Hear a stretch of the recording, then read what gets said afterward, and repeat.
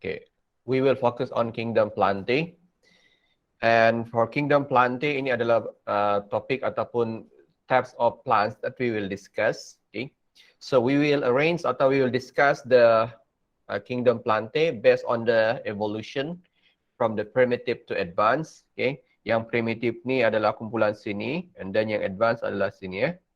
So kita boleh anggap dia punya timeline macam ni from primitive, okay, to advanced. Okay. Tumbuhan primitif dengan tumbuhan yang advanced yang lebih maju ya. Okay, from primitive to advanced. Okay, we will assume that the green algae, okay, before this we learn about Protista and then we discuss about the green algae. We will assume that the green algae is the ancestor of the plants, ya. Needs a watery medium, ya, memerlukan medium yang berair. Dalam skrin saya pun dia sedikit lambat. Ini kamu nampak apa? Okay, nampak sudah water, ya.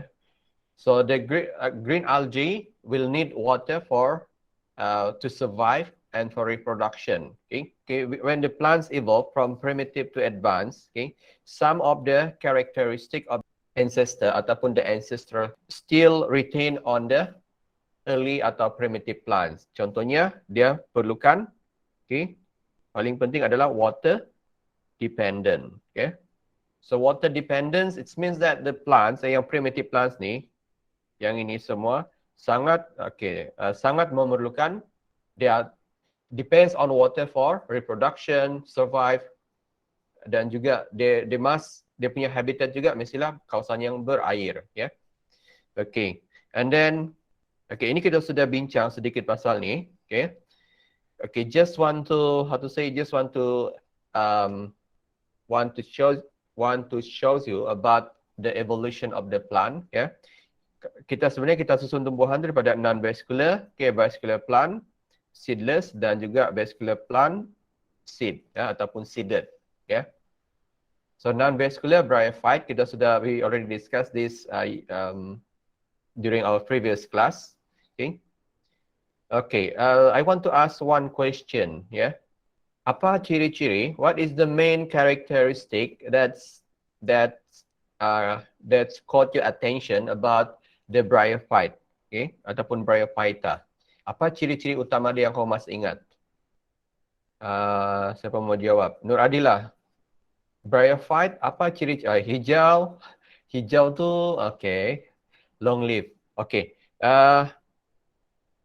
Mungkin ada dalam kau punya ayat tu, mungkin ada dia punya jawapan dia lah. Tapi ada apa terms dia? Ya, terms dia adalah gametophyte. Gametophyte what? Gametophyte dominant, ya. Gametophyte dominance. So itu adalah the main characteristic of bryophyte atau bryophyta. So dia punya gametophyte adalah dominant, ya. Gametophyte dominant, dia punya sporophyte adalah dependent, ya. Okay, apa maksudnya gametophyte dominant? Tadi ada yang jawab, dia adalah large, kemudian large in size, kemudian long, live, and then provide nutrition, protection, and nutrition to the sporophyte. So kalau dia sporophyte dependent, so dia punya ciri-ciri dia adalah inilah contrast to the large. So sporophyte dependent dia adalah small, and then kalau di sini long live, dia sini adalah short live, and then provide protection and nutrition untuk gametophyte. Kalau sporophyte, dia depend to gametophyte, ya. Depend to gametophyte for protection and nutrition, ya, especially untuk water. So itu adalah the main characteristic of bryophyta. What is rhizoid? Zufairi, what is rhizoid? Ini adalah structure yang sama fungsi seperti sama macam root like ya, tapi dia bukanlah, ada yang try join tapi saya tidak nampak ya. It's similar to the function of the root ya, dia ada seperti akar, tetapi untuk Bryophyta ya, ciri-ciri dia adalah dia tidak ada tidak ada no through leaf, stems and roots ya. Ini untuk Bryophyta ya. So the function of the root will be carried out by rhizoid. Rhizoid will anchor the plants ataupun the gametophyte to the soil ataupun to the surface. Alright? Okay, male dengan female, ada bezakah dia? Apa beza male dengan female? Di sini nampak perbezaan dia? Nampak, sir. Okay, apa beza dia? Okay, ini Perempuan apa tak ada nama dia? nampak. Ini apa nama dia? Kalau male, kita panggil Antheridium. Ya. Kalau male. Kalau female, apa lawan dia? Archegonium. Yes. Ini adalah RCHEGO. Kita cukup ruang. ARCHEGONIUM ya. Kalau male, Antheridium. Kalau female, Archegonium. Okay. So in real life, we are not able to differentiate the male and female except kalau yang female tu sudah ada sporophyte ya. Ini yang kita nampaklah secara in real life. Okay. So kita tengok kadang-kadang ini pun tidak muncul sebenarnya. Okay. Not easy to differentiate. Only when the sporophyte muncul baru kita dapat bezakan yang male dengan female ya. Kalau female dia ada sporophyte. So ini adalah female. Kalau male tidak ada sporophyte, dia cuma ada Antheridium. Okay. Okay, ingat dia punya nama sini ya, capsule, seta, fruit, kemudian ini apa nama dia ni? Rhizoid. Ya. So ini gametophyte, sporophyte. Gametophyte dominant. Okay. Gitu ya. Okay. Next yang kamu akan nampak ni adalah ini adalah Hepatophyta. Okay. Hepatophyta, hepa tu maksudnya liver. Okay, ataupun liverwort ya, ataupun lumut hati. Okay. Produce male gamete, produce female gamete. Okay, Antheridia, Archegonia. Okay, kalau dalam gambar aja, how to differentiate the Antheridia ataupun the male gametophyte dengan female gametophyte. Okay, kita tengok dia punya ni ya, structure dia. Satu nampak macam apa? Ini nampak macam star. Okay, ini nampak macam, satu nampak macam apa? What? Umbrella. Okay. Satu nampak macam bintang, satu nampak macam payung. Setuju?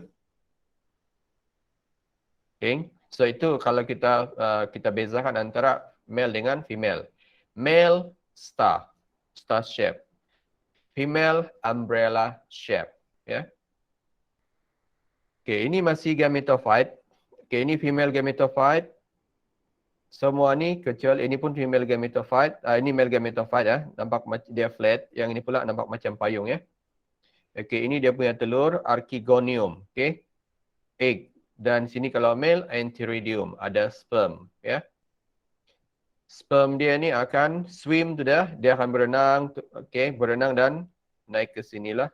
So di sini nanti akan ada. Baru dia akan jadi okay, sporophyte. Okay. So sporophyte dia sangat kecil. Okay. Gametophyte is very obvious. Okay. Apa fungsi gamma cup? Ya, yang ini. Gamma cup ni adalah untuk asexual reproduction. Okay. So Kalau kamu ini nampak macam hati kah? Okay. Ini nampak macam hati? Nampak macam hati kah atau tidak? Ini Markantia. Ya, Markantia ini adalah Markantia is liverwort. Ya. Tidak. Okey, sebenarnya dia macam ni lah. Yang ini, di hujung dia kita nampak tu begini. Sini. Nanti dia akan, kalau dia hidup bercabang lagi, begini lagi. Ya. Ui, best. So, dia nampak macam gini. Di hujung-hujung yang kita akan nampak macam hati. Walaupun tidak nampak, kita terimalah seadanya. Ini adalah liverwort ataupun lumut hati. Okay. Okay, gamma cup. Okay. Air hujan masuk sini dan dia akan menghasilkan spore. Okay, ataupun the asexual spores will disperse from the gamma cup. So gamma cup for the asexual reproduction in Hepatophyta ataupun Markantia species. Okay. Okay, macam saya beritahu tadi, ini sporophydia. Sporophydia sangat kecil. Nampakkah? Sini. Okay, banding dengan keseluruhan ni, ini adalah keseluruhan adalah gametophyte. Ya. Kecuali ya di sini, di bawah ataupun the underside of the what you call the archegonium. Ya. When the archegonium ataupun when the egg fertilized, dia akan menghasilkan sporophyte. Okay. So dia punya structure sangat kecil lah berbanding dengan gametophyte. Alright. Alright, next we will proceed with Pteridophyta, ya, atau Pteridophyte. As usual, kita akan explain satu unique characteristic, yang kedua adalah classification. Okay. Alright, for the classification of Pteridophyte, okay, untuk kita punya syllabus kali ini, kita akan sebenarnya ada banyak lagi lah. There will be more than this, but in our syllabus for this time, we will focus on only two phyla. Satu Lycophyta, kedua Pteridophyta. Ya. Perkataan phyta di hujung tu, it's referred to what? Plants, ya. Yes, betul. So unique characteristic dan juga what you call this classification. First, unique characteristic. Okay. So kita tengok dia masih lagi memerlukan situasi yang depends ataupun masih memerlukan situasi ataupun habitat yang moist. Sama macam bryophyte, ya. Yeah? So that is the evolutionary trends from bryophyte to pteridophyte and then gymnosperm and angiosperm, ya. Yeah? So maksudnya pteridophyte masih lagi memerlukan habitat yang berair ataupun moist, ya. Yeah? Dependent to water for fertilization, that's why dia mesti hidup kawasan yang ada air. Because the flagellated sperm cell must swim through a film of water to reach the egg cell. Ya, nanti saya akan tunjuk dia punya the part of the fern ataupun the part of the thallus that shows the movement of sperm from the antheridium to archegonium. Ya, dia adalah seedless plants. Ya, seedless maksudnya tidak produce seed. So dia akan menghasilkan spore, ya. Okey, kalau bryophyte tidak ada vascular, ya, no vascular system. Tapi kalau pteridophyte dia sudah ada vascular, ya, simple lignify. Okey, apa kepentingan vascular system? Okay, to transport water and mineral, ya. Kalau dia ada vascular system, dia boleh transport upper part of the upper part of the plant, ya. Kalau dia ada vascular tissue, dia boleh angkut air ke bahagian atas tumbuhan, ya. So it means that in terms of size, we can assume that pteridophyte, okay, kalau ada vascular tissue, dia punya size dia semakin larger size compared to the bryophyte, ya. In terms of size of the plant, pteridophyte dia punya tumbuhan menjadi semakin tinggi, ya. Kenapa dia boleh jadi tinggi? So dia ada because it has a vascular system. Bila ada vascular system boleh angkut air daripada akar sampai ke bahagian atas tumbuhan. So dia tidak lagi perlu untuk tumbuhan tu tidak the size of the plants not limited to the close to the ground sebab dia ada vascular system. Boleh faham kah?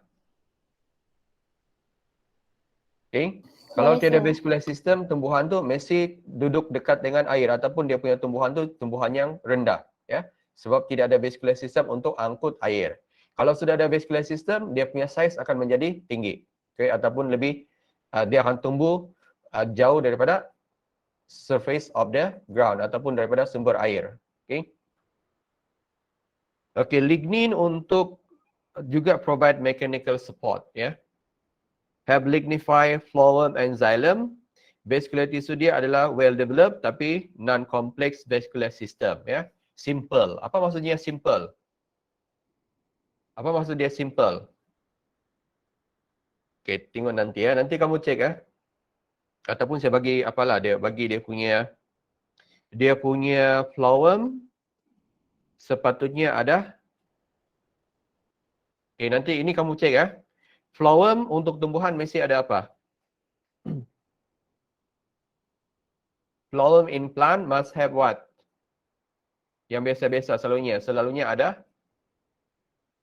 Phloem must, apa komponen phloem? Kalau xylem adalah trachea dengan basal element kan? Kalau phloem, sheath tube dengan companion cell. Okay. Okay. Pteridophyte dominant generation is sporophyte. Apa maksudnya dominant? Dominant maksudnya larger in size and long live. Lagi satu, dia akan satu lagi adalah provide nutrition and protection atau support, ya. Okay. Tetapi untuk sporophyte, ya, untuk pteridophyte, yang sporophyte dependent on gametophyte for nutrition, ya. Matured sporophyte not dependent on gametophyte for nutrition because it can carry out photosynthesis, ya. Gametophyte pula dia adalah free living. Okay, it means that ini provide nutrition and protection not really apply to pteridophyte. Yeah, sebab during the life cycle of the pteridophyte from gametophyte to sporophyte, yeah, gametophyte small in size and free living. Apa maksudnya free living? Boleh hidup sendiri. Dia tidak perlu depend ataupun tidak. The gametophyte can survive by its own and not depend on sporophyte for nutrition and protection. Okay. However, for the sporophyte, the young sporophyte dependent on gametophyte. Okay, masa muda dia depend lah. Tapi bila dia sudah mature, dia sudah not dependent. Okay. So ada sedikit unik kan? Boleh nampak?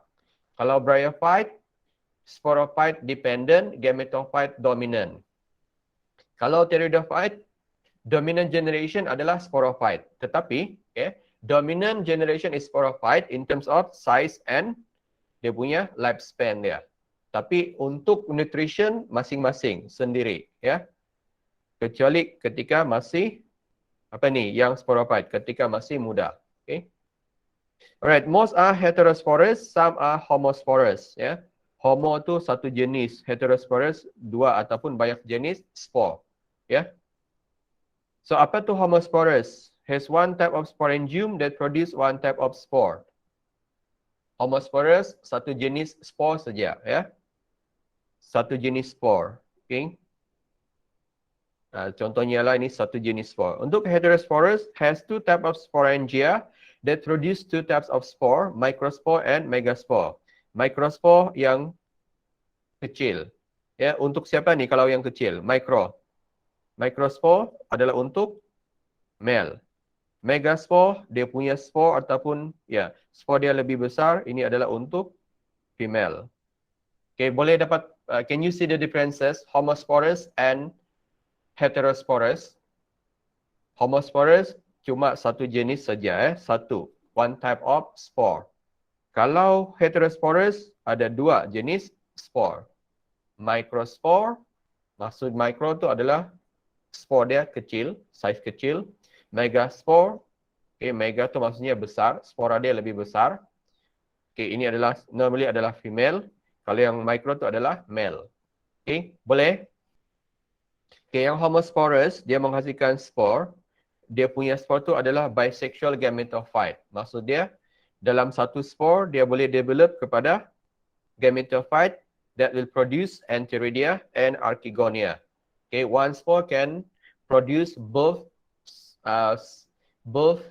female and male spore. Okay, itu untuk homosporous. Heterosporous, different plant produce different ataupun the plants will produce two type of spore, megaspore and microspore. Yeah, megaspore akan menjadi female gametophyte. Okay, microspore akan menjadi male gametophyte. Okay, dia punya structure di mana spore will develop adalah archegonia. Kalau yang microspore, dia akan develop gametophyte yang kita panggil antheridia. Unisexual tu maksudnya macam polytrichum, Macrantia. Dia ada dia punya jantan ataupun male dengan female di tempat yang lain. Ya. Tumbuhan yang lain. Satu tumbuhan, satu dia punya seks dia. Ada tumbuhan jantan, ada tumbuhan betina. Lebih kurang macam itulah. Ingat polytrichum? Okay. Satu yang female, satu male. Ada two separate plant. Okay, will produce archegonia dengan antheridia. Okay, unique characteristic of pteridophytes. Through root, stem and leaf dia sudah lebih advanced compared to bryophyte. Bryophyte tiada apa ni? No true roots, stem and leaves untuk bryophyte. Tapi pteridophyte dia sudah lebih advanced ya.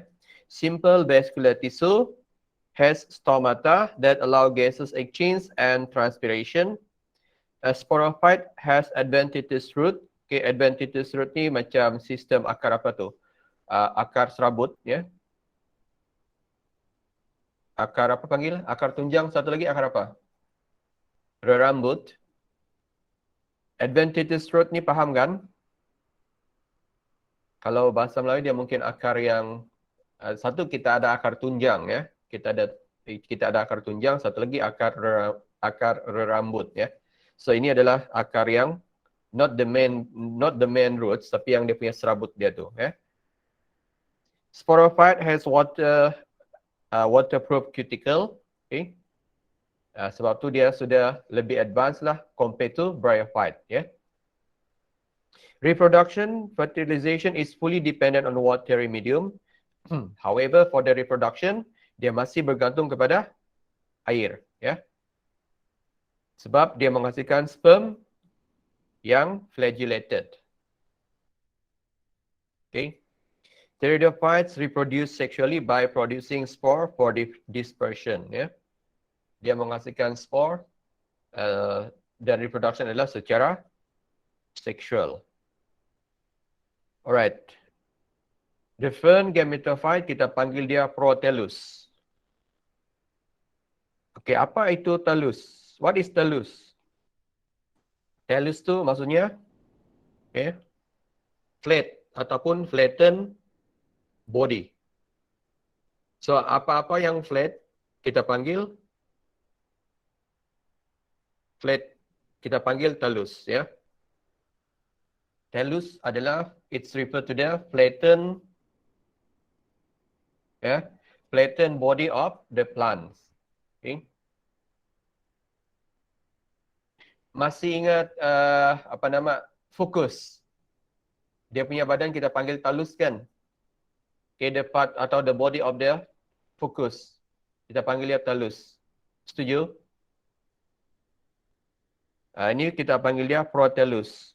Okay, tellus sebab dia flatten, tapi kita panggil dia pro sebab dia adalah temporary, ya, sementara saja. Dia bukan okay, this structure adalah untuk sementara saja, just temporary. Dia tidak long live.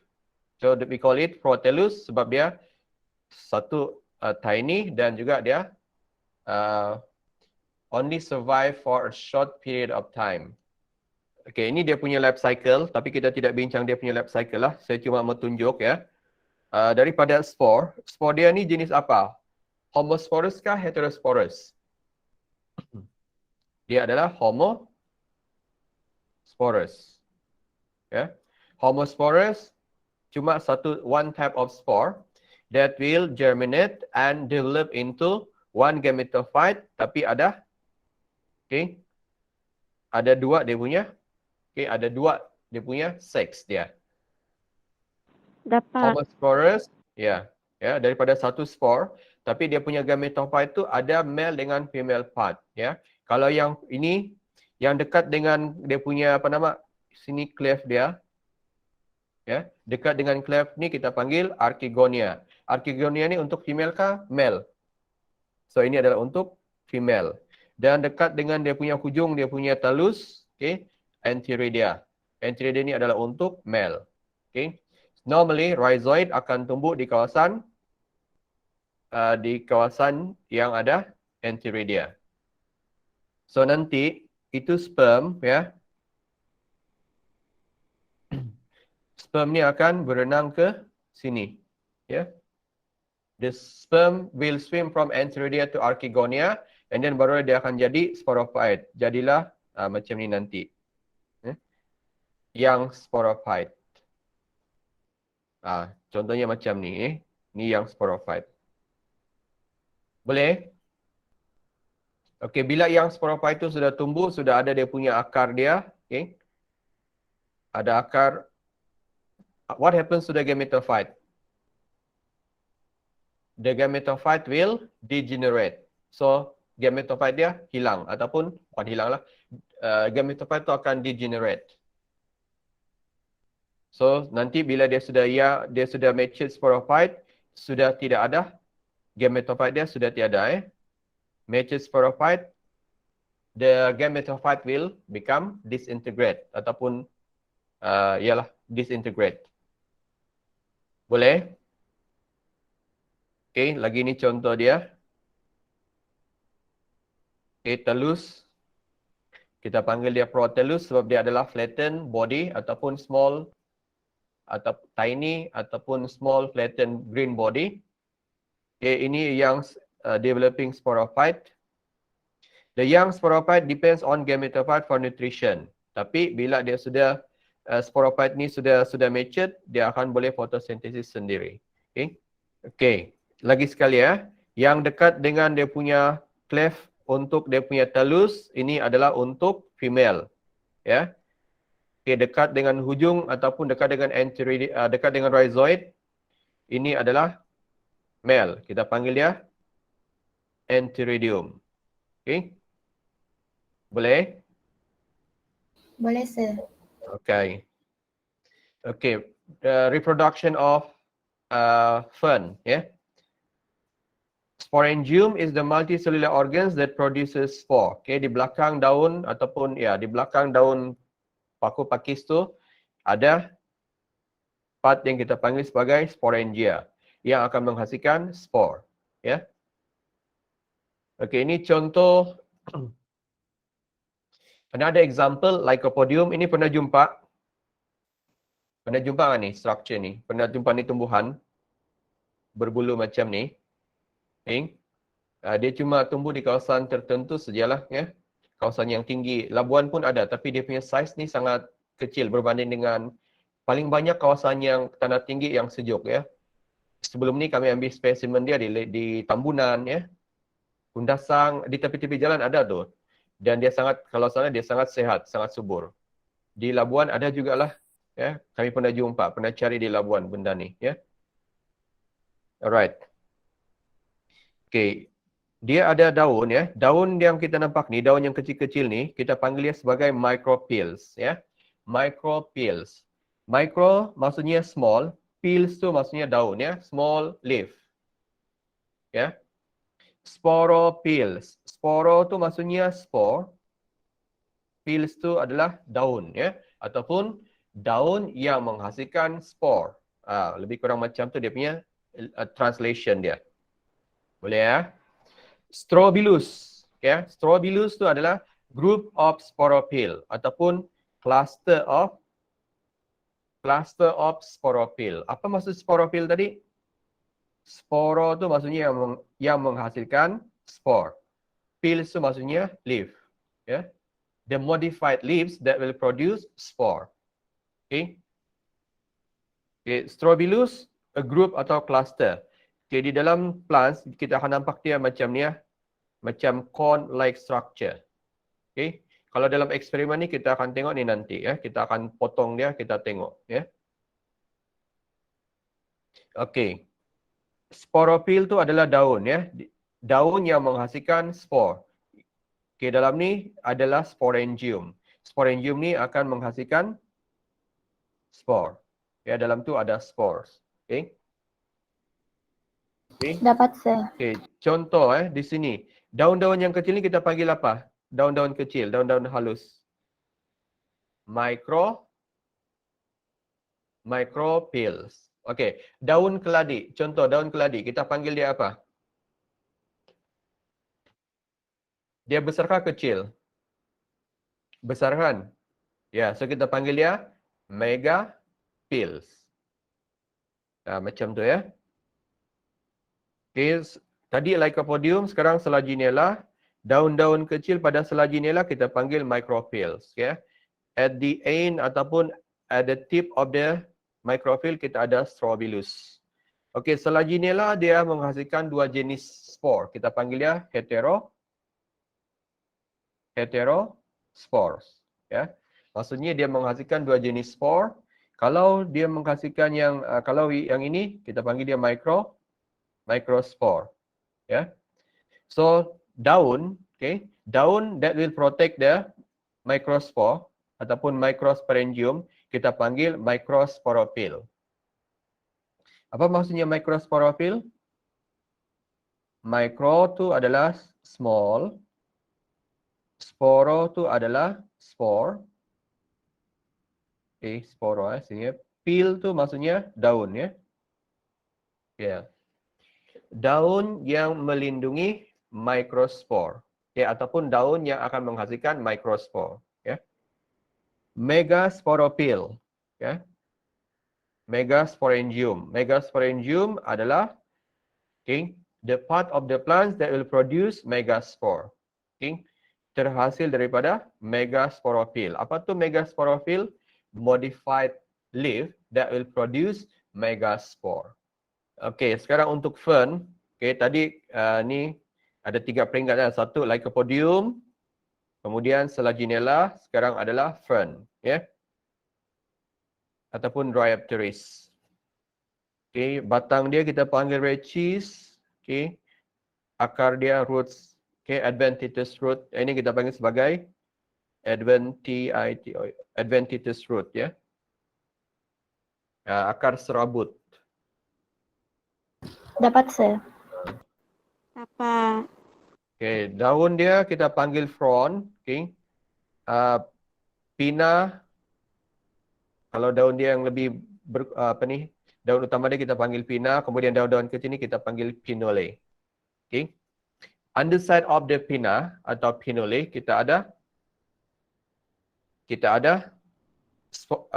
sorus ataupun kita ada spore. Sorus is located on the underside of the sporophyll of Dryopteris. Apa maksudnya sporophyll? Daun yang menghasilkan spore. Ya. Sorus kita panggil dia sporangia. Okay. Ni kita panggil dia sporangia. Okay. Fiddlehead. Ini pernah jumpa ni. Ini kita panggil sebagai yang sporophyte. Ya, yang sporophyte. Okay, tapi peringkat ni dia sudah boleh berfotosintesis lah. Okay. Okay. Classification of pteridophyte. Ada dua phylum yang kita akan bincang. Satu Lycophyta atau Lycopodiophyta. Yang kedua adalah phylum Pteridophyta. Ya. Contoh dalam silibus kita bincang atau kita akan gunakan Dryopteris. Kalau Lycophyta, Lycopodium, Selaginella. Okay. Okay, di mana satu tadi yang adalah heterosporous? Ini kan. Selaginella kan, heterosporous. Okay. Nah, ini Lycopodium. Daun-daun kecil ni kita panggil apa? Micropills. Yang ini kita panggil apa ni? Kita panggil dia Strobilus. Ya. Dalam Strobilus ada apa? Ada daun. Daun yang menghasilkan panggil apa? Micropill. Daun tu yang menghasilkan spor kita panggil microsporo sambung pills, kan? Okay, di sini dia punya daun-daun kecil tu ya. Yang daun di bawah ni kita panggil micropill. Okay. Tapi yang ada spor kita panggil dia microsporopills. Okay, ini next yang kamu nampak ni ini adalah Selaginella ya. Daun yang ini kita panggil daun-daun ni kita panggil micropill. Okay, that's why. Okay, micropills daun dia.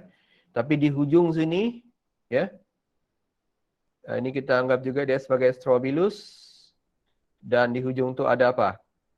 Ada dua jenis lah. Ada megasporopil dengan microsporopil. Ya. Kenapa ada dua? Sebab dia adalah heterosporous. Okay. Dryopteris. So ini adalah homosporous ya. Yang ini kita panggil apa? Frond. Kan? Okay, daun yang begini kita panggil apa? Pinna. Daun-daun kecil, pinnules. Okay, di bawah daun ada apa? Ada sorus. Okay. Alright, comparisons between phyla in Pteridophyte. Okay. Lycophyta kita ada Lycopodium, Selaginella. Pteridophyta kita ada Dryopteris. Okay, small scaly leaves called sporophyll. Tapi kalau Pteridophyta, daun dia kita panggil fronds atau pinna divided into pinnules. Okay, sporangia on sporophyll are grouped together to forming Strobilus. Strobilus itu yang berbentuk cone ya. Tapi kalau Pteridophyta, class of sporangia kita panggil dia sebagai apa ni? SORI. Sorry, Sorai. Sorai kali sir. Okay. Bolehlah, Sorai kah, sorry, terpulang lah. Yang penting ejan betul lah nanti ya. Okay. Apa maksudnya Strobilus? Dia dalam bentuk group ataupun cone-like ya. Gametophyte body lack of chlorophyll. Tapi kalau Pteridophyte, dia punya gametophyte boleh berphotosynthesis. Okay. Antheridia and Archegonia grow on the same gametophyte. Okay. Itu untuk boleh apply ke dua-dua lah ya. Dan paling penting lagi dua-dua kesemua ni masih lagi depends on water for fertilization. Okay.